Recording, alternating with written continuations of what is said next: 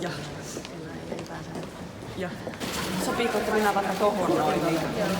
Minä toinen. Tähän näin jätetään vapaa.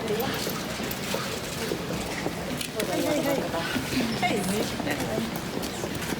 Täällä oli muutamia kysymyksiä, joita haluttiin esittää. Tämä näyttelyvalinta, että tässä on naisten emansipaatiosta kysymys, niin minkä viestin tämä näyttely antaa pääministeri Marinille?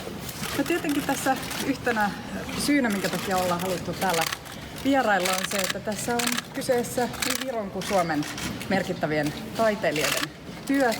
Tarja Halonen oli tätä näyttelyä avaamassa joulukuussa ja itse odotan kyllä mielenkiinnolla näyttelyä ja uskon, että se on erinomainen. Aamu alkoi hyvillä Gallup-tuloksilla. SDP:n kannatus nousi 2 prosenttiyksikköä. Miten kommentoitte tätä?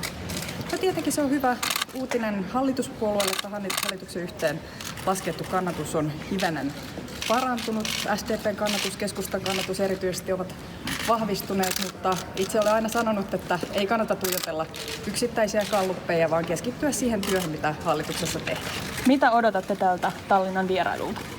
Odotan hyvää yhteistyötä, hyviä keskusteluita pääministeri Jyri Rattaksen kanssa ja tietenkin myös presidentin kanssa, jonka tapaa myöhemmin. Meillä on läheiset suhteet Viron kanssa, hyvä yhteistyö ja uskon, että se jatkuu. Kuitenkin täällä jotkut konservatiiviset ryhmät ovat sanoneet, että tänne Suomen uuden hallituksen myötä niin nämä suhteet ovat vähän viilettyneet. Heikentyneet. No en ota kantaa tähän Viron sisäpoliittiseen keskusteluun, jonka itse tulkitsen, että ennen muuta on ehkä enemmänkin kyse siitä.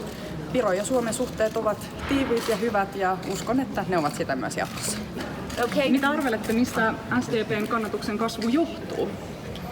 No, kuten sanoin, en lähtisi niinkään näitä yksittäisiä kannatusmittauksia sen tarkemmin analysoimaan tai arvioimaan. Kannattaa keskittyä siihen työhön, mikä hallituksella on edessä.